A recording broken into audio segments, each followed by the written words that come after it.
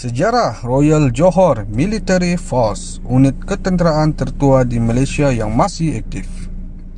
Johor dianggap negeri yang unik kerana mempunyai unit ketenteraannya yang tersendiri, dikenali sebagai Askar Timbalan Setia Negeri atau Johor Military Force JMF. Menariknya, JMF adalah satu-satunya unit ketenteraan milik sebuah negeri, malah merupakan unit ketenteraan tertua di Malaysia yang masih beroperasi. Pada saat ini JMF masih beroperasi dan menumpahkan taat setia tidak berbelah bagi kepada Sultan Johor. Kesetiaan ini sesuai dengan moto JMF, iaitu taat dan setia. JMF mempunyai ibu pejabat pentadbiran yang terletak di Kem Sultan Ibrahim Johor Bahru. Terdapat dua peranan utama JMF. Pertama, JMF berperanan untuk melindungi Sultan Johor, ahli kerabat dan segala aset penting kerajaan Johor. Kedua, JMF juga terlibat membantu Angkatan Tentera Malaysia ATM semasa darurat dan konflik bersenjata. Sejarah penubuhan JMF. Sejarah penubuhan JMF bermula apabila Sultan Johor satu ketika dahulu, Sultan Abu Bakar Daeng Ibrahim menubuhkan JMF pada tahun 1886.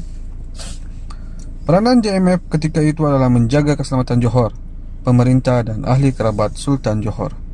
Johor adalah negeri Melayu pertama dan satu-satunya negeri-negeri Melayu bersekutu dan negeri-negeri Melayu tidak bersekutu yang mempunyai kekuatan ketenteraan modennya tersendiri. Pada masa itu tidak ada negeri Melayu lain yang mempunyai pasukan tenteranya sendiri. Penubuhannya berdasarkan perjanjian Anglo-Johor tahun 1885 yang ditandatangani oleh Sultan Abu Bakar dan Ratu Victoria di London, United Kingdom, untuk menegakkan keamanan dan melindungi Johor termasuk Singapura dari ancaman luar seketika itu. Daripada perjanjian itu, Sultan Abu Bakar telah mencadangkan kepada pihak British untuk menubuhkan pasukan polis yang dikuasai oleh British dikenali sebagai pasukan setia negeri, Loyal State Force di Johor. Bertitik tolak daripada cadangan ini, unit Johore Constabulary Force ditubuhkan oleh Baginda untuk bertindak sebagai pasukan bantuan bagi polis Britain dan juga untuk mengimbangi kuasa yang diberikan kepada mereka. Kemudiannya nama ditukar kepada Timbalan Setia Negeri TSN. Keanggotaan JMF. Sesuai dengan namanya dan peranannya, keanggotaan JMF hanya terbuka kepada anak jati Johor sahaja. Calon yang menghadiri terduga dikehendaki melepasi beberapa ujian fizikal dan kecergasan yang ketat. Uniknya, calon yang hadir juga perlu tahu menulis membaca lisan Jawi. Sewaktu di awal penubuhannya, JMF ketika itu masih Timbalan Setia Negeri, dianggotai oleh 60 orang Melayu dari Johor yang dipimpin oleh Syed Muhammad Nong Muhammad Yahya, sebelum itu merupakan pegawai polis dalam pasukan polis Britain. Mereka ditugaskan untuk melindungi Sultan sebagai pengawal dan juga bekerjasama dengan pasukan polis negeri English untuk menegakkan undang-undang. Pada masa yang sama, Sultan Johor juga telah merekrut 20 orang tentera Sikh yang diketuai oleh Major Daud Sulaiman sebagai pengawal istana yang bertugas melindungi kawasan istana kerajaan. Setahun setelah penubuhannya, Sultan Johor meningkatkan kekuatan Timbalan Setia Negeri menjadi tentera dan menukar namanya menjadi Angkatan Timbalan Setia Negeri. Pada awal 1990-an, nama TSN sekali lagi bertukar menjadi namanya sekarang, Askar Timbalan Setia Negeri ATSN. Nama Inggrisnya Johor Military Force JMF diperkenalkan pada tahun 1905 setelah 3 unit utamanya, infanteri, artileri dan pengawal istana digabungkan menjadi satu. Pangkat Jeneral JMF pada masa ini adalah pangkat kehormat yang diperuntukkan hanya untuk Sultan dari 1947 hingga 2017.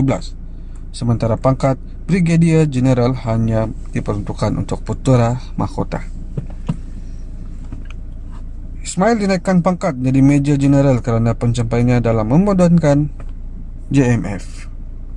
Ramai sebenarnya terkeliru antara peranan JMF dan ATM. Terdapat segelintir daripada kita mungkin beranggapan bahawa kewujudan JMF di Johor bermakna penglibatan Angkatan Tentera Malaysia tidak lagi diperlukan di Johor. Pertanyaan ini sebenarnya kurang tepat.